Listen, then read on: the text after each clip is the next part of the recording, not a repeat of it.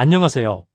이기적 반려동물 행동지도사 필기 과정에 오신 여러분을 진심으로 환영합니다. 이번 시간에는 반려견의 본능부터 행동의 기원, 의사소통 방식까지 반려견을 이해하기 위한 가장 기초적이면서도 핵심적인 내용을 다루겠습니다. 본능의 개념을 알아보도록 하겠습니다. 본능이란 학습이나 경험 없이 태어날 때부터 가지고 있는 선천적 행동 양식을 의미합니다. 우리가 주목해야 할 점은 반려견의 모든 행동이 본능으로부터 발현된다는 것입니다. 전문가로서 우리는 반려견이 보여주는 행동의 근본 원인이 본능에서 기인한 건 아닌지 알 수 있어야 합니다. 반려견에게는 번식 본능, 위험회피 본능, 그리고 포식 본능 이렇게 세 가지 본능이 있는데 이 본능들은 학습이나 경험이 없이 말 그대로 태어날 때부터 가지고 있는 선천적인 행동 양식입니다. 첫째로 번식 본능에 대해 자세히 알아보겠습니다. 이는 종의 보존과 번성을 위한 가장 강력한 본능입니다. 교배 행동뿐만 아니라 육아 행동까지 포괄합니다. 암컷을 찾아다니는 구애 행동, 마운팅, 그리고 영역 표시를 위한 마킹 행동 또한 이 번식 본능에서 기인합니다. 번식 본능이 세 가지 본능 중 가장 강하며 최근 중성화 수술의 보편화로 인해 번식 본능과 관련한 문제 행동이 감소하는 추세입니다. 보호자들에게 반려견의 특정 행동이 번식 본능과 관련이 있음을 인지시키고 필요시 중성화 상담을 제공하는 것 또한 올바른 반려견 행동 지도사의 역할입니다. 둘째로 위험회피 본능입니다. 이는 자신의 안전을 지키기 위한 생존의 필수 요소로 세 가지 본능 중 두 번째로 강합니다. 생소한 대상이나 장소에 대해 두려움을 느끼는 행동이 나타날 수 있으며 방어성 행동과 공격성 행동이 모두 포함됩니다. 흔히 공격성이라고 하면 무조건 나쁜 행동이라 생각하기 쉽지만 사실 위험회피 본능에 의한 방어적 수단일 때가 많습니다. 따라서 반려견이 무엇을 두려워하고 피하려 하는지 그 원인을 먼저 파악하는 것이 중요합니다. 세 번째는 포식 본능입니다. 이는 사냥 행동과 직결된 본능으로 반려견의 놀이 행동 속에도 녹아 있습니다. 장난감을 쫓아가고 무는 행동, 땅을 파거나 움직이는 물체를 추격하는 행동이 대표적입니다. 많은 보호자들이 놀이라고 생각하는 터그놀이나 공 던지기 역시 사실 포식 행동의 연장선입니다. 반려견의 놀이 행동이 포식 본능을 건강하게 분출하는 과정임을 이해해야 합니다. 행동은 단순한 움직임이 아니라 내적, 외적 자극에 대한 생물체의 반응입니다.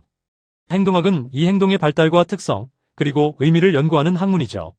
행동의 구성 요소는 크게 선동작, 목표동작, 후동작으로 나뉩니다. 이때 목표동작이 중심이 됩니다. 우리가 행동을 관찰할 때는 단순히 결과만 보는 것이 아니라 행동 단위별로 분석해야 합니다. 특히 행동 과정 전체가 중요하며 이 과정 중 특정 단위가 결핍되면 다른 행동으로 나타나는 전가 행동이 발생할 수 있습니다. 행동의 기원을 보면 생득적 행동과 습득적 행동으로 나뉩니다. 첫째, 생득적 행동은 태어날 때부터 가진 본능적 행동이며 경험 없이도 나타납니다. 둘째, 습득적 행동은 경험과 학습으로 형성되며 환경에 따라 변합니다. 또한 행동은 다양성을 띱니다. 서로 다른 자극에도 같은 행동이 나타날 수 있고 혼자 수행 가능한 개체 행동이 있으며 상대와의 관계 속에서 나타나는 사회 행동이 있습니다. 이러한 구분은 우리가 반려견의 행동을 분석할 때 기초가 되는 데이터가 됩니다. 반려견 행동을 분류할 때는 세 가지로 접근해야 합니다. 첫째, 정상 행동은 환경에 적응된 보편적인 행동입니다. 둘째, 실의 행동은 그 기능이나 목표를 파악하기 어려운 행동을 말합니다. 셋째, 문제 행동은 정상 행동이나 실의 행동이 장기간 불안정하게 나타나 일상에 지장을 주는 상태입니다. 보호자들은 무조건적인 문제 행동 교정을 원하지만 우리는 먼저 그 행동이 정말 문제 행동인지 아니면 환경에 의한 일시적인 실의 행동인지 명확히 분류하는 과정이 선행되어야 합니다. 다음은 갈등 행동입니다. 이는 상반된 욕구가 충돌하거나 행동이 방해받을 때 나타납니다. 첫째, 전유 행동은 불안이나 욕구불만 상황에서 합기, 하품, 몸털기 등으로 나타납니다. 둘째, 전가 행동은 충족되지 못한 욕구를 다른 대상에게 표현하는 것입니다. 셋째, 진공 행동은 대상이 없는 상태에서 욕구를 해소하려는 행동입니다. 마지막으로 양가 행동은 상반된 욕구가 동시에 존재할 때 나타납니다. 이상 행동은 정상 범위를 벗어난 행동이 반복되거나 고착화된 상태입니다. 첫째, 상동 행동은 특정 행동을 끊임없이 반복하는 것입니다.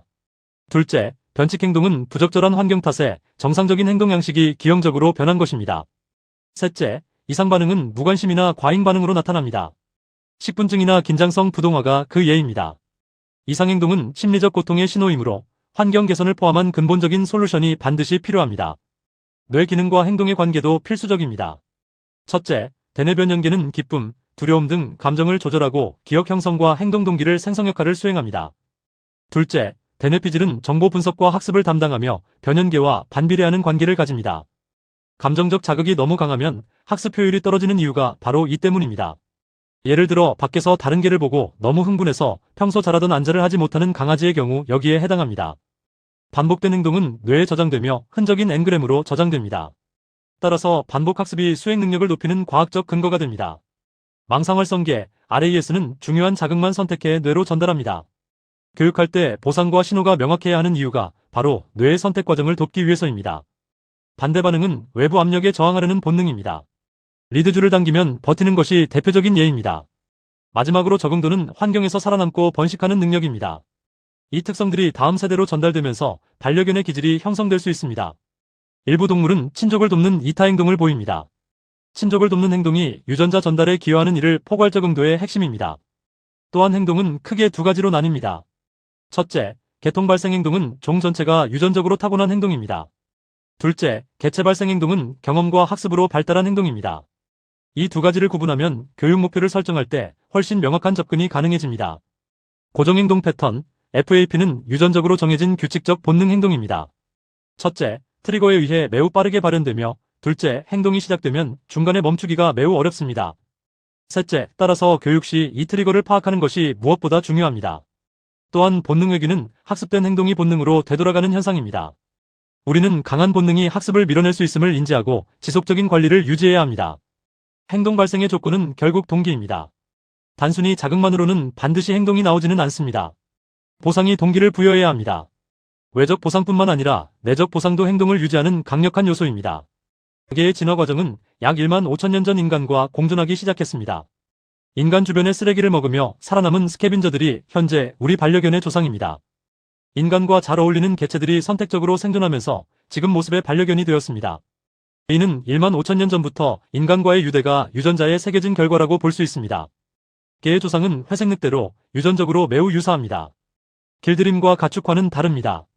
첫째, 길들임은 개체가 인간에게 익숙해지는 학습 과정으로 유전되지 않습니다. 둘째, 가축화는 여러 세대를 거치며 유전적 변화가 동반되는 과정입니다. 전문가로서 이 차이를 명확히 이해하고 설명할 수 있어야 합니다. 개체 유지 행동은 생존에 필요한 필수 행동입니다. 섭식, 음수, 배설, 휴식, 탐색, 그리고 몸단장 행동이 있습니다. 반려견이 이 6가지 행동을 정상적으로 수행하고 있는지 체크하는 것이 건강과 심리 상태를 파악하는 첫걸음입니다. 공격 행동은 자신이나 자원을 보호하려는 수단입니다. 유형에는 두려움, 방어, 영역, 소유성 공격 등이 있습니다. 중요한 건 공격 행동 대부분이 경고 신호를 동반한다는 점입니다. 우리는 반려견이 공격하기 전 보내는 경고를 읽어내는 전문가가 되고 그 해석을 보호자에게 정확하게 알려줄 수 있어야 합니다. 영역 행동은 공간 혹은 자원을 보호하기 위한 행동입니다. 마킹과 경계가 특징인데 환경 변화에 매우 민감하게 반응합니다. 새로운 환경에 대한 반려견의 영역 본능을 이해한다면 문제 행동 예방이 가능합니다. 성적 행동은 호르몬과 관련된 본능입니다. 마운팅이 대표적인데 성적 흥분뿐만 아니라 스트레스 상황에서도 나타날 수 있습니다. 중성화 여부에 따라 표현 방식이 달라질 수 있음을 알고 있어야 합니다. 의사소통은 개체 간 정보 전달 과정입니다. 반려견은 시각, 청각, 후각 등 모든 감각을 사용합니다. 환경에 따라 같은 신호라도 의미가 다를 수 있다는 점, 늘 맥락이 중요하다는 점을 항상 염두에 두어야 합니다. 시각적 의사소통은 자세와 표정의 언어입니다. 꼬리의 위치, 귀의 방향, 눈의 크기, 몸의 긴장도가 신호가 될 수 있습니다. 그 외에 눈이나 꼬리의 텐션, 움직임, 털의 방향 등 모든 정보가 시각적 의사소통의 기반이 될 수 있으니 반려견의 전신을 관찰하는 습관이 필요합니다. 꼬리 언어와 귀, 눈은 중요한 감정 지표입니다. 꼬리를 높게 들면 긴장 상태일 수 있으며 꼬리가 숨거나 내려가 있으면 불안, 공포의 상황일 수 있습니다. 꼬리를 흔든다고 무조건 긍정적인 표현이라 단정할 수 없으며 공격 전에도 꼬리가 흔들릴 수 있습니다. 귀를 뒤로 젖히거나 눈을 개슴츠레 뜨는 것은 불안, 긴장의 상황일 수 있으며 시선 회피는 갈등 완화 신호일 수 있으니 상황과 개체의 기본적인 평소 신체 위치에 따라 잘 해석해야 합니다. 청각적 의사소통은 짖기, 으르렁거리기, 낑낑거리기, 하울링이 있습니다. 각 소리는 반려견의 명확한 의도와 신호를 담고 있습니다. 짖음은 상황에 따라 경계, 요구, 불안, 흥분 등으로 나뉩니다. 같은 짖음이라도 상황에 따라 의미가 다를 수 있으며 짖음의 빈도, 길이, 높낮이 또한 해석의 중요한 지표가 됩니다.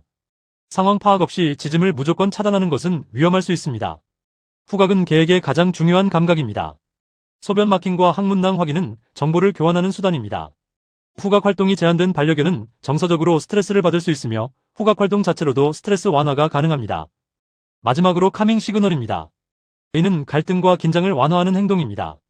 하품, 시선 돌리기, 몸 돌리기, 냄새 맡기, 몸 털기 등이 있습니다.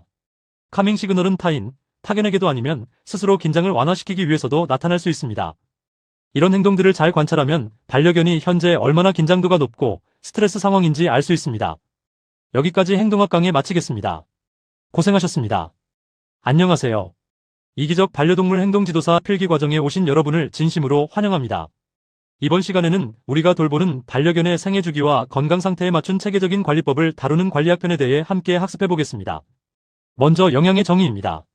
단순히 먹는다는 것을 넘어 섭취부터 소화, 흡수, 대사, 배설에 이르는 전체 과정을 이해해야 합니다.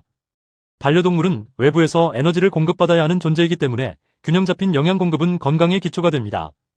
이 과정 중 하나라도 문제가 생기면 성장장애나 비만, 더 나아가 큰 질병으로 이어질 수 있습니다. 섭취한 식단이 우리 아이들의 몸에서 어떻게 흡수되고 대사 과정을 거쳐 배설까지 그 전체적인 순환 과정을 항상 고려해야 합니다.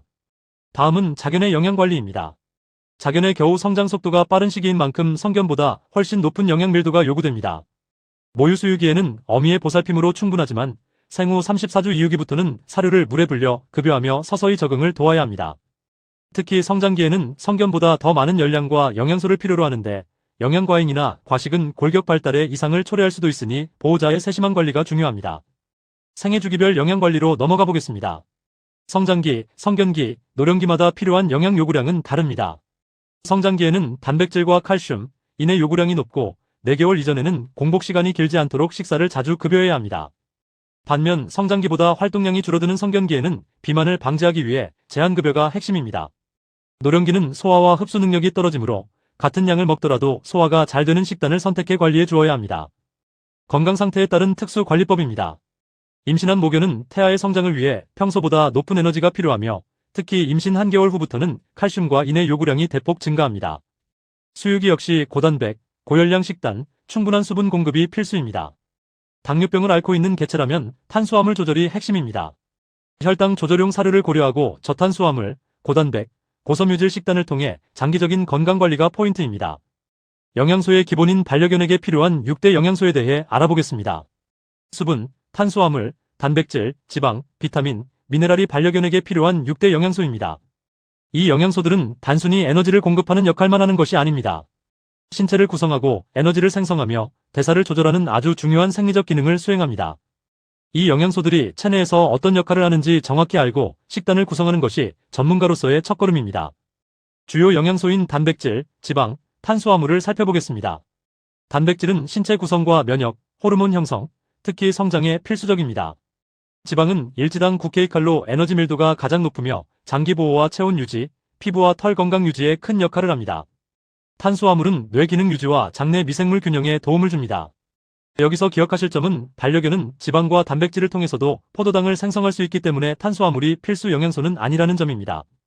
탄수화물이 주요한 영양소는 맞지만 필수는 아닙니다. 비타민과 미네랄은 직접적인 에너지는 아니지만 없어서는 안 될 생체 촉매제입니다. 지용성 비타민인 A, D, E, K는 체내에 축적되므로 과잉 시 독성을 유발할 수 있습니다. 수용성인 B군과 C는 과잉 섭취 시 소변으로 배출될 수 있습니다. 비타민의 결핍, 과잉은 신체적인 문제를 유발할 수 있습니다. 예를 들어 비타민 D 결핍은 고련화증을, 비타민 C 과잉은 설사와 신장 결석을 유발할 수 있으니 정량 급여해주세요. 이제 위생관리의 정의로 넘어가겠습니다. 위생관리는 피부, 피모, 구강, 귀 등을 청결히하여 질병을 예방하는 것입니다. 위생의 의미는 단순히 깨끗한 것이 아니라 질병 예방과 신체적 불편을 해소해줄 수 있는 행위입니다. 하지만 과도한 위생관리는 오히려 피부 보호막을 손상시켜 신체적 스트레스를 유발할 수 있습니다. 즉, 개체별 특성에 맞춘 균형 잡힌 위생관리가 가장 이상적입니다. 목욕, 미용, 귀, 치아 이렇게 4가지 위생관리 항목을 상세히 보겠습니다. 첫째, 목욕관리는 털 사이, 피부의 세균 증식을 막지만 과하면 피부염이 생깁니다. 둘째, 미용관리는 통풍을 원활하게 하여 피부질환 위험성을 낮출 수 있습니다. 셋째, 반려견의 귀 구조상 습기와 이물질이 쉽게 생길 수 있어 정기적인 상태 점검이 필요합니다. 넷째, 치아 관리는 단순 염증뿐만이 아니라 눈, 뇌로도 번질 수 있기에 전신 건강 악화 예방을 위해 필요합니다. 지속적인 양치질이 가장 효과적인 관리 방법입니다. 환경관리의 정의입니다. 환경관리는 반려동물이 안정적으로 살 수 있도록 조건을 조절하는 모든 과정입니다. 안전성, 자극 수준, 기능적 조건을 모두 고려해야 합니다. 환경은 반려견의 행동과 역할 수행 능력에 직접적인 영향을 미칩니다. 즉, 환경을 어떻게 조성하느냐에 따라 아이들의 스트레스, 삶의 질이 완전히 달라질 수 있습니다. 환경관리 유형은 크게 세 가지로 나뉩니다. 첫째, 사고를 막는 안전관리입니다. 둘째, 소음이나 빛 등을 적절히 제어하는 자극조절 관리입니다. 이는 개체의 민감도에 따라 기준이 달라야 합니다. 셋째, 활동이 원활하도록 돕는 기능적 관리입니다. 생활 흐름이 방해받지 않는 공간 구성이 핵심입니다. 이 세 가지가 조화를 이루어야 비로소 안정적인 환경이라고 할 수 있습니다. 다음은 예방접종의 정의와 중요성입니다. 예방은 치료보다 훨씬 중요합니다. 전염병과 인수공통 감염병으로부터 아이들을 지키는 유일하고 확실한 방법은 정기적인 예방접종입니다. 보통 자견은 생후 68주부터 예방접종을 시작하며 이후 정기적인 부스터 접종 혹은 항체 검사는 필수입니다. 종합백신인 DHPPL에 대해 알아봅시다. DHPPL은 홍역, 간염, 파보장염, 파라인플루엔자, 그리고 렙토스피라를 예방할 수 있는 혼합백신입니다. 특히 홍역과 파보장염은 치사율이 높고 렙토스피라는 간과 신장에 치명적인 손상을 줍니다. 이런 질병들을 사전에 차단할 수 있는 방법은 충분한 항체가 체내에 유지될 수 있도록 정기적인 접종을 놓치지 않는 것입니다. 종합백신 외 접종이 필수적인 기타 전염병입니다. 코로나 장염은 소화기 증상이 두드러지며 어린 개체의 경우 위험할 수 있습니다. 캔넬코프는 호흡기 질환으로 발작성 기침이 특징입니다. 폐렴으로 이어질 수 있으며 다견시설에서 위험도가 증가합니다. 광견병은 사람에게도 전염되는 인수공통 감염병인 만큼 여러 국가에서 필수 접종 항목으로 지정되고 있습니다. 호흡기 질환인 인플루엔자 또한 전염성이 강해 집단 생활 환경에서는 각별한 주의가 필요합니다. 위 모든 질병은 예방접종이 가장 효과적인 방어수단임을 다시 한번 강조합니다. 기생충 질환 중 가장 치명적인 심장사상충입니다. 모기가 매개이며 감염될 경우 심장사상충은 심장과 폐동맥에 기생합니다. 4단계에 걸친 증상 중 1단계는 무증상이지만 4단계가 되면 보행 불능, 쇼크, 사망까지 이를 수 있습니다. 따라서 매달 예방약 투여는 선택이 아닌 필수입니다. 특히 모기 활동기인 4월부터 10월에는 더욱 신경 써야 합니다. 반려견의 활력 징후, 즉 TPR을 측정하는 법입니다. 체온, 맥박, 호흡수, 그리고 혈압은 반려견의 기초 건강을 확인하는 지표입니다. 정상 체온은 38.5도 내외, 호흡은 분당 1030회입니다. 소형견이나 어린 개체는 이 지표들이 더 빠르게 나타날 수 있습니다. 노령견은 혈압이나 체온 변화가 있을 수 있으므로 정기적으로 체크하여 건강 이상을 조기에 발견해야 위험 상황을 방지할 수 있습니다. 기본 건강지표는 개체의 사이즈, 기저질환, 나이에 따라서도 다를 수 있기 때문에 안정적인 상태에서 기초값을 알고 있는 게 중요합니다. 마지막으로 BCS, 비만도를 체크할 수 있는 체형평가 지표입니다. 비만과 마름을 구분할 때에는 단순히 몸무게만 보는 것이 아니라 갈비뼈 촉진과 허리 라인을 통해 체형을 평가할 수 있습니다. 1단계인 매우 마른 상태부터 5단계인 고도 비만까지 나뉘는데 기관에 따라 1에서 9단계까지 나누기도 합니다. 정상 체중인 3단계는 갈비뼈가 만져지며 옆에서 봤을 때 배가 들어가 있으며 위에서 봤을 때 허리 라인이 들어가 있습니다. 비만은 질병이며 과도한 마름 또한 반려견의 건강을 위협할 수 있습니다. 신체에 맞는 적절한 체중을 유지하는 것, 이것이야말로 우리 아이들의 건강관리를 시작하는 가장 기본 중의 기본입니다. 여기까지 관리학 강의를 마치겠습니다. 고생하셨습니다. 안녕하세요. 이기적 반려동물 행동지도사 필기 과정에 오신 여러분을 진심으로 환영합니다. 이번 시간에는 반려동물 훈련학의 기초가 되는 이론과 실제 적용 기법에 대해 함께 살펴보겠습니다. 전문적인 지식을 토대로 반려동물과 보호자의 더 나은 삶을 위한 교육의 원리를 정립해보는 시간이 되길 바랍니다. 먼저 학습이론의 기초인 학습의 정의와 비연합 학습에 대해 알아보겠습니다. 학습이란 단순히 행동을 익히는 것이 아니라 경험과 반복을 통해 대상의 행동 양식이 변화하는 과정입니다. 이는 단순히 외부 자극에 대한 반사적인 반응과는 엄격히 구분됩니다.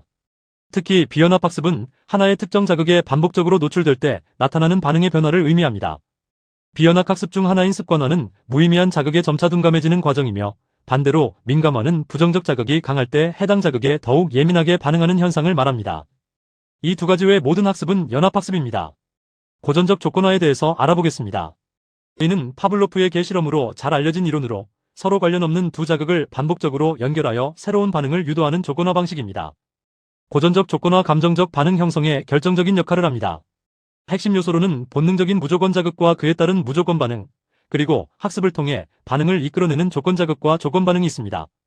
이 원리를 활용하여 특정 자극에 대해 반려견이 긍정적인 감정 또는 부정적인 감정을 갖도록 유도할 수 있으며 이는 행동 수정 방법의 기초 토대가 됩니다. 훈련 시 가장 많이 사용하는 조작적 조건화에 대해 설명하겠습니다. 조작적 조건화는 스키너의 이론을 바탕으로 하며 행동 결과에 따라 행동 빈도가 변화하는 원리입니다. 조작적 조건화에서 행동의 빈도를 늘리는 강화와 행동의 빈도를 줄이는 처벌을 총 4가지 유형으로 분류해 볼 수 있습니다. 정적 강화는 좋은 자극을 추가하여 행동을 증가시키는 것이고, 부적 강화는 불편한 자극을 소거하여 행동을 늘리는 방식입니다. 반대로 정적 처벌은 불쾌한 자극을 추가하여 행동을 줄이고, 부적 처벌은 좋은 자극을 제거해 행동을 줄입니다. 훈련 시 이 네 가지 개념을 상황에 맞게 적절히 적용하여 반려견의 원하는 행동을 강화할 수도 원하지 않는 행동을 줄일 수도 있습니다. 또 좋은 자극, 불쾌 자극은 개체마다 다릅니다. 어떠한 반려견은 스킨십이 좋은 자극일 수도 있고, 또 다른 반려견은 스킨십이 불쾌 자극으로도 작용할 수 있습니다. 따라서 그 개체의 특성을 고려하여 훈련 계획을 세우는 것이 필요합니다. 다음으로는 행동을 체계적으로 다루기 위한 소거, 강화 계획, 일반화에 대해 얘기해 보겠습니다. 소거는 특정 행동에 대한 강화를 제거하여 행동 빈도를 줄이는 것이며, 이때 일시적으로 행동이 강해지는 소거 폭발 현상이 나타날 수 있습니다. 소거 후 시간이 경과 후 행동이 다시 나타날 수 있는데, 이는 학습 흔적의 잔존으로 이를 자발적 회복이라고 합니다. 훈련 시 강화 계획은 매우 중요합니다. 강화 계획은 더 세세히 나눌 수 있지만, 크게 보면 연속 강화와 간헐 강화로 나눌 수 있습니다. 대체적으로 연속 강화로 초기에 행동을 형성하고, 점차 간헐 강화로 전환하여 행동을 유지하는 전략을 사용합니다. 또한 특정 장소가 아닌 어느 곳에서나 비슷한 상황에서나 동일 행동이 반복될 수 있도록 하는 일반화와 특정 신호에만 반응하는 변별 훈련을 통해 학습의 난이도를 올려줄 수 있습니다. 이번에는 강화물과 프림의 권리 그리고 학습의 제한점에 대해 살펴보겠습니다. 강화물은 반려견이 가치 있다고 느끼는 모든 것이 될 수 있습니다. 실제로 보상은 개가 원하는 것으로 어떨 때에는 간식이 보상이 될 수도 있지만, 때로는 간식이 아닌 보호자 곁으로 가는 것이 개가 원하는 보상일 수도 있습니다. 프림의 권리는 낮은 선호도의 행동을 유도하기 위해 높은 선호도의 활동을 보상으로 사용하는 것입니다. 예를 들어 수학 문제 풀 수 있으면 컴퓨터 게임할 수 있게 해줄 개와 같이 개에게도 동일하게 적용하여 산책이라는 좋아하는 활동을 보상으로 사용하여 문 앞에 차분히 앉는 행동을 강화할 수 있습니다. 다만 모든 상황에서 적용하기 어려울 수 있습니다. 본능적인 행동은 학습을 방해할 수 있고, 과도한 스트레스는 학습 효율을 떨어뜨리므로 훈련 전 교육할 반려견의 현재 감정 상태와 히스토리를 세심하게 살펴야 합니다. 본격적인 훈련 기법과 요소에 대해 얘기해 보도록 하겠습니다. 첫 번째 마커는 훈련 기법은 아니지만 소개를 위해 첫 번째로 적어두었습니다. 마커는 클리커, 옳지와 같이 행동의 정확한 순간을 알려주는 신호입니다. 쉐이핑은 목표 행동을 세분화하여 아주 작은 단위부터 점진적으로 강화하는 방식입니다. 마지막으로 루어링은 간식 혹은 목표물을 활용해 반려견이 루어를 따라올 수 있도록 유도하는 것입니다. 루어링은 빠른 습득이 가능하지만 루어에 대한 의존도가 높아질 수 있으므로 단계적으로 루어를 빼는 과정이 반드시 뒤따라야 합니다. 다음은 캡처링과 체이닝, 사회화와 둔감화입니다. 캡처링은 반려견의 자연스러운 자발적 행동을 즉시 강화하여 학습시키는 기법입니다. 반려견이 혀를 내름거리는 순간을 캡처하듯 행동이 나올 때마다 보상을 줄 경우 학습이 가능하나 자발적 행동이기 때문에 언제 나올지 알 수 없습니다. 체이닝은 여러 가지 동작을 하나의 흐름으로 연결하는 복합적인 행동을 교육하는 방식입니다. 거꾸로 행동 체인을 연결할 경우 백체이닝이라고 하기도 합니다. 여러 파트에서 강조하고 있는 퍼피 시기의 사회화 훈련은 필수적입니다. 이때 강제 노출이 아닌 단계적 둔감화를 통해 다양한 환경에 긍정적인 경험을 쌓게 해야 하며, 자극에 대해 아주 약한 강도부터 단계적으로 노출하는 둔감화 또한 훈련 기법 중 하나입니다. 다음으로 역조건화는 싫어하는 자극을 오히려 좋아하는 보상과 연결하여 자극에 대한 감정 자체를 바꾸는 것입니다. 이미 조건화된 감정을 바꾸기에 역조건화라는 표현을 사용합니다. BAT는 반려견이 환경 속에서 스스로 안정적인 행동을 선택하도록 돕는 자발적인 훈련 방법 중의 하나이며, LAT는 자극을 바라보는 순간 보호자에게 집중하도록 하여 트리거 자극에 대한 감정 반응을 재구성합니다. 이러한 훈련들은 환경 풍부화와 병행될 때 더욱 효과적입니다. 감각과 인지, 신체 활동이 보장된 환경에서 반려견이 여러 차례 긍정적인 경험을 하다 보면 스트레스와 민감도도 감소하고 더욱이 자발적 행동을 쉽게 표현할 수 있습니다. 이제 문제 행동의 정의와 예방입니다. 짖음 자체가 누군가에게는 문제 행동이고 누군가에게는 당연한 일로 받아들일 수도 있습니다. 문제 행동이란 반려가족의 생활에 어려움을 유발하는 행동으로 정의할 수 있으며, 절대적인 문제 행동이란 존재하지 않습니다. 대표적으로 꼽히는 문제 행동 중 분리불안은 보호자가 떠날 때 발생하는 불안 반응으로 무조건적인 처벌은 불안을 악화시킬 수 있기에 점진적인 분리 연습이 필요합니다. 짖음은 경계, 요구, 흥분 등 원인이 매우 다양합니다. 무조건 짖음을 막으려 하기보다 그 근본적인 원인을 정확히 파악하여 접근하는 것이 필요합니다. 마지막으로 공격성은 두려움이나 소유욕 등 방어 기제에서 나오는 경우가 많습니다. 또 공격적 여러 단계의 경고 신호가 나타나는 경우가 많기에 공격성이 반복적으로 발현되지 않고 경고 수준에서 점차 반응이 줄어들 수 있도록 안전하게 접근해야 합니다. 파괴 행동이나 배변 문제는 단순히 행동을 못하게 하는 것이 아닌 신체적인 건강 혹은 스트레스로 인한 문제인지 먼저 확인한 뒤 행동 수정으로 들어가야 합니다. 행동 수정의 원칙은 항상 원인 분석에서 시작하여 환경을 조절하고 강화 기반의 접근을 하며 최종적으로는 반려견의 복지를 최우선으로 고려하는 것입니다. 이것으로 이번 강의를 마칩니다. 안녕하세요. 이기적 반려동물 행동지도사 필기 과정에 오신 여러분을 진심으로 환영합니다. 오늘은 반려동물과 관련된 법적 지식을 체계적으로 정리해 보겠습니다. 법률은 시험 시 헷갈리는 부분이 많아 중요한 부분, 놓치기 쉬운 부분들을 영상으로 준비해 보았습니다. 먼저 동물보호법의 기본 이념과 목적부터 살펴보겠습니다. 동물을 단순히 반려가족이라고만 생각할 수 있지만 법적으로는 더 큰 가치를 담고 있습니다. 핵심은 동물의 생명 보호와 복지 증진, 그리고 인간과 동물의 조화로운 공존입니다. 동물을 소유물로만 보는 것이 아니라 고통을 느끼고 존중받아야 할 생명체로 인식하는 것이 이 법의 가장 중요한 출발점입니다. 그렇다면 법에서 말하는 동물의 범위는 어디까지일까요? 법은 고통을 느낄 수 있는 신경체계가 발달한 척추동물을 대상으로 합니다. 크게 포유류, 조류, 그리고 농림축산식품부 장관이 지정한 파충류, 양서류, 어류 등이 포함됩니다. 우리가 흔히 접하는 반려견과 반려묘는 당연히 보호 대상인 척추동물에 해당하며 우리는 이들의 복지를 위해 법적 책임을 다해야 합니다. 다음은 사회적으로 관심이 높은 시험 문제에도 나오기 쉬운 맹견에 대해 말씀드리겠습니다. 맹견이란 사람이나 동물에게 위해를 가할 우려가 있는 개를 의미합니다. 법적으로 지정된 맹견은 크게 5종으로 도사견, 핏불테리어, 아메리칸 스테퍼드셔 테리어, 스테퍼드셔 불테리어, 그리고 로트와일러와 그 잡종들이 여기에 해당합니다. 개체별 성향과는 무관하게 해당 견종과 그 잡종들은 법적으로 추가적인 관리와 의무가 발생하게 됩니다. 이제 차례로 동물보호법의 주요 조항을 살펴볼 예정입니다. 첫째, 동물보호법 제3조 기본원칙입니다. 이 내용은 동물과 함께하는 모든 사람들이 지켜야 할 5가지 약속과 같습니다. 첫째, 동물이 본래 습성과 몸의 원형을 유지하면서 정상적으로 살 수 있도록 할 것. 둘째, 동물이 굶주림과 갈증이 없고 영양이 결핍되지 않도록 할 것. 셋째, 동물이 정상적인 표현과 행동을 할 수 있도록 보장할 것. 넷째, 동물이 고통과 질병으로부터 자유롭게 할 것. 마지막으로 공포와 스트레스가 없도록 하는 것입니다. 이 5가지는 동물보호의 기본 원칙, 또 반려견의 복지를 위한 최소한의 조건임을 기억해주세요. 동물보호법 제9조 사육관리 의무는 보다 구체적인 실천 지침입니다. 첫째, 적절한 사료와 물을 주는 것은 기본이고 운동과 휴식, 충분한 수면을 보장해야 합니다. 둘째, 동물이 아프면 즉시 치료하고 필요한 조치를 할 수 있도록 해야 합니다. 셋째, 환경 변화 시 적응할 수 있도록 배려해야 하며 넷째, 재난 시에는 가장 먼저 안전하게 대피시키는 것이 바로 동물 사육관리의 의무입니다. 동물보호법 제6조 5항에 따르면 반려견을 키우는 사육공간에도 법적 기준이 있습니다. 우선 안전한 장소여야 하고 발이 빠질 수 있는 재질의 바닥은 피해야 합니다.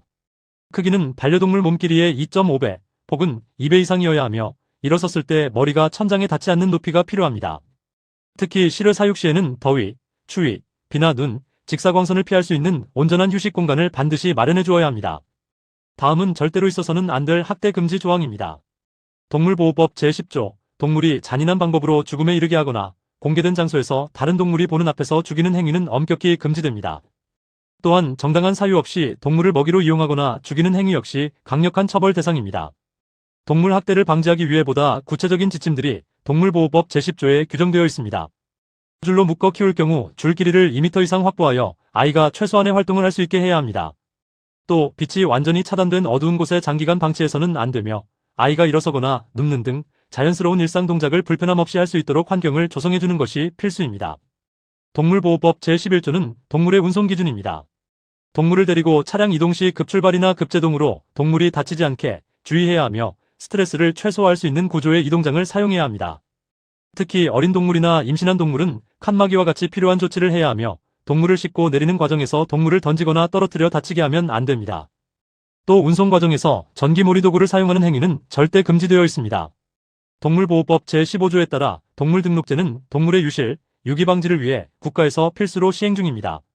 동물등록제에 따라 만약 동물을 잃어버렸다면 10일 이내에 신고해야 하며 보호자의 주소나 연락처 등 정보가 바뀌었거나 소유자가 달라진 경우에도 30일 이내에 반드시 변경 신고를 마쳐야 합니다.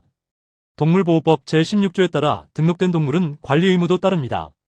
외출 시에는 목줄 착용 등 안전조치가 필수입니다. 또한 이름과 연락처가 적힌 인식표를 반드시 부착해야 합니다. 배설물 수거는 기본 매너이자 법적 의무이며 공공장소나 공동주택 등 사람이 이용하는 장소 모두 포함입니다. 지자체의 예방접종, 출입 제한 명령을 따르는 것도 공중위생과 안전사고 예방을 위해 필요합니다. 앞서 알려드린 맹견의 관리와 사육 허가에 대해 추가적인 법적 사항을 전달드리겠습니다. 맹견은 수입 신고부터 사육 허가까지 엄격한 절차를 거쳐야 합니다. 특히 맹견의 경우 기질평가를 통과해야 하며 책임보험 가입과 중성화 수술은 필수 요건입니다. 외출 시에는 2m 이하의 목줄과 입마개를 착용해야 하며 어린이집이나 노인복지시설, 학교 같은 특정 장소의 출입은 엄격히 제한됩니다. 이러한 규정은 모두의 안전을 위한 법적 사항입니다. 최근 도입된 기질평가 제도에 대해서도 잠시 짚고 넘어가겠습니다. 사람이나 동물에게 위해를 가한 개, 공격성이 높다고 판단되는 개는 맹견이 아니더라도 기질평가 대상이 될 수 있습니다.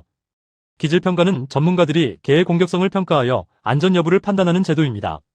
기질평가 비용은 소유자가 부담하며 결과에 따라 맹견으로 지정될 수 있습니다. 동물보호법 제69조에 따라 동물생산업, 판매업, 전시업, 위탁관리업 등 영리 목적의 시설은 반드시 법적 기준에 따라 허가나 등록을 받아야 합니다. 위생, 안전, 동물복지 기준을 충족해야 운영이 가능하므로 사업 시작 전 관련 법률을 꼼꼼히 확인하고 전문적인 기준을 따르는 것이 중요합니다. 특히 동물의 생명, 번식, 복지와 직결되는 시설 및 인력 기준이 매우 까다롭습니다. 관할 구청의 서류 검토 및 현장 실사를 통과하고 허가를 받아야지만 영업이 가능합니다. 허가제로 운영되는 영업은 주요 영업으로 기재된 동물생산업, 동물수입업, 동물판매업, 동물장묘업, 동물전시업입니다. 기타 업종으로 적어둔 동물위탁관리업, 동물미용업, 동물운송업은 법적 요건시설, 교육 등을 충족하여 서류를 제출하면 관할 구청에서 확인 후 영업을 등록해주는 방식입니다. 허가제와 등록제를 구분해서 알아두어야 합니다. 마지막으로 동물보호법을 위반했을 때의 형사처벌과 과태료에 대해서 기재해두었습니다. 아래 내용은 시험에 나오기 쉽기 때문에 기본적으로 알아두시고 내용이 기니 교재를 통해 한 번 더 숙지하시길 바랍니다. 고생하셨습니다. 안녕하세요. 이기적 반려동물 행동지도사 필기 과정에 오신 여러분을 진심으로 환영합니다.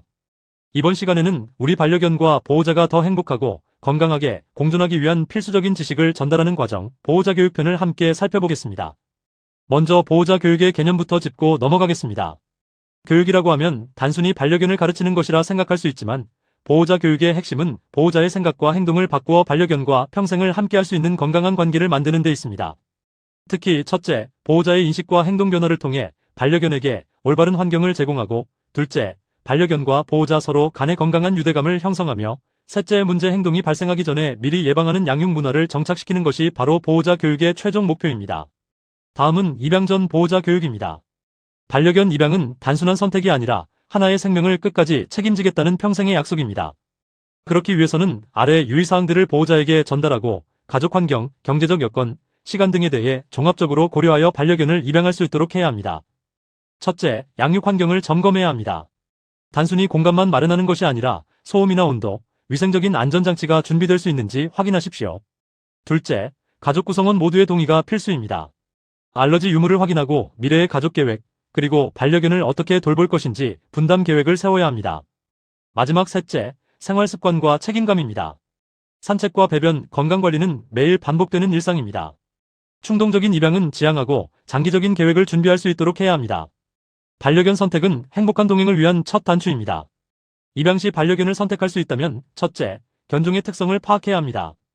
기질이나 활동량, 털 빠짐 등은 견종마다 매우 다릅니다. 본인의 생활 패턴과 맞는 견종을 선택하는 것이 중요합니다. 둘째, 건강과 유전적 요인입니다. 슬개골 탈구와 같은 품종별 유전적 질환을 확인하고 가능하다면 부모견의 건강 기록까지 살필 수 있으면 좋습니다. 셋째, 신뢰할 수 있는 입양처를 찾는 것입니다. 보호소나 전문 브리더 등 검증된 곳을 통해 건강한 개체를 선택하는 것이 좋습니다.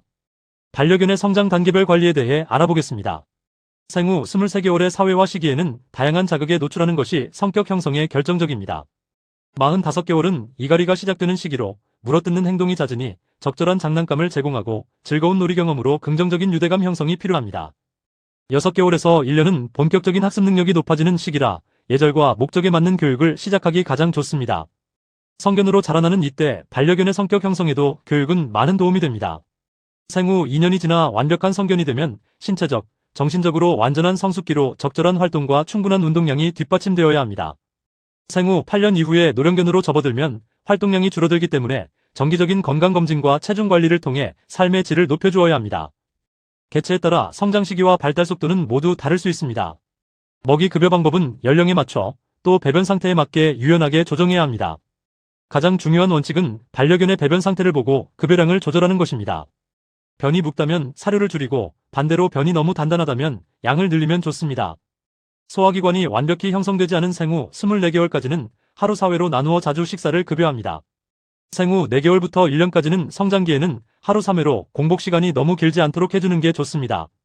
완전한 성견은 식사를 하루 12회로 하루 급여량에 맞게 조정해도 괜찮습니다. 노령견 시기에 접어들면 소화 능력이 떨어질 수 있기 때문에 소화가 잘 될 수 있는 주식의 형태로 소량씩 다회 급여하는 것을 권장합니다. 반려견의 올바른 급식 관리는 비만 예방과 직결됩니다. 시간과 장소, 사료양 또한 일정하게 유지하여 규칙적인 생활 습관을 길러주십시오. 사료를 바꿀 때는 갑작스러운 변화가 소화불량을 일으킬 수 있으니 주의해야 합니다. 기존 사료에서 새로운 사료로 비율을 점차 늘려가며 기간을 충분히 갖고 사료를 변경해야 합니다. 또한 간식과 주식은 명확히 구분해야 하며 특히 습식 사료는 위생관리가 필수입니다. 주식의 급여 방법에는 두 가지가 있습니다. 정해진 시간에 정량을 주는 제한 급식과 먹고 싶은 만큼 두는 자율 급식인데 비만 예방과 식이, 조절, 사료의 산화를 방지하고 위생적인 급여를 위해서는 자율 급식보다 제한 급식이 훨씬 효과적입니다. 보호자는 단순히 밥을 주고 관리하는 차원을 넘어 반려견의 행동과 정서까지 책임지는 역할입니다. 첫째, 반려견의 신호를 이해해야 합니다. 사람과 다른 반려견의 몸짓이나 소리를 해석하려는 노력이 필요합니다. 둘째, 반려견을 교육 시 인도적인 긍정 강화 중심의 교육 방식을 실천해야 합니다. 셋째, 예방접종과 건강검진은 반려견의 건강을 위해 필수입니다. 넷째, 문제가 발생하면 전문가와 협력해야 합니다. 위 내용은 동물보호법 제3조에 명시된 법적 의무를 기반으로 하며 반려견의 본래 습성을 존중하고 고통과 스트레스 없는 환경을 만들어주는 것이 보호자의 당연한 의무입니다. 사회화 교육은 반려견이 다양한 환경과 자극, 즉 사람과 함께하는 세상에 적응하는 과정입니다. 사람과 동물, 다양한 생활소음, 병원이나 도로 같은 외부 환경에 골고루 건강하게 노출시켜야 합니다. 주의할 점은 절대로 억지로 노출해서는 안 된다는 것입니다. 사회화는 점진적이고 긍정적인 경험으로 쌓여야 합니다. 반려견의 반응을 세심하게 관찰하며 두려워하지 않는 속도에 맞춰 진행하십시오. 부정적인 경험이 반복되면 나중에 회피 행동으로 굳어질 수 있다는 점을 명심해 주시기 바랍니다. 기본 교육은 명령-행동-보상의 구조로 진행됩니다. 이 과정에서 보상을 통한 학습이 원칙입니다. 앉아, 이리 와, 엎드려, 하우스, 기다려와 같은 기초 명령어는 필수입니다. 이 교육의 목적은 단순히 재주를 부리는 것이 아니라 첫째 안전을 관리하고 둘째 반려견의 자기 통제력을 높이며 셋째 보호자와의 신뢰관계를 쌓고 넷째 문제 행동을 예방하는 데 있습니다. 긍정 강화를 활용할 때 교육 효과는 극대화됩니다. 여러 형태의 보호자 교육을 통해 전문가의 도움을 받을 수 있는데 교육 방식 또한 반려견과 보호자의 상황에 맞춰 선택해야 합니다. 첫째, 개인 지도는 집중도가 높아 맞춤형 교육이 가능하며 효과가 빠르게 나타날 수 있습니다. 둘째, 그룹 지도는 사회성을 기르기에 좋고 다른 개체와의 상호작용을 배우기 적합합니다. 셋째, 가정 방문은 평소 생활하는 환경에서 직접 문제를 해결할 수 있다는 큰 장점이 있습니다. 마지막으로 교육장 방문은 통제된 새로운 환경에서 집중 교육이 가능하므로 상황별로 최적의 방식을 선택하시기 바랍니다. 문제 행동은 발생 후 고치기보다 예방하는 것이 훨씬 경제적이고 효율적입니다. 첫째, 자신의 생활 환경에 맞는 견종을 신중히 선택하십시오. 둘째, 생후 23개월 골든타임, 사회화 시기에 충분한 사회화 경험을 제공해 주어야 합니다. 셋째, 사람과 함께 살아가기 위한 기본 예절 교육을 조기에 시작하십시오. 문제 행동이 나타나기 전에 기초를 탄탄히 다지는 것이 보호자와 반려견 모두를 위해 가장 중요한 전략입니다. 문제 행동의 원인은 매우 다양하며 복합적인 사유로도 발생할 수 있습니다. 첫째, 운동이나 정신적 자극이 부족하여 나타나는 본능적 욕구 불만족. 둘째, 일관성 없는 훈련이나 부적절한 강화 방식. 셋째, 사회화 시기를 놓쳐 발생하는 불안감. 넷째, 통증이나 질병으로 인한 신체적 불편함. 다섯째, 견종 고유의 본능적 특성입니다. 이 외에도 급작스러운 환경 변화, 천재지변으로도 문제 행동은 발생할 수 있습니다. 가장 중요한 것은 문제가 발생했을 때 그 원인을 정확히 파악하고 접근하는 것입니다.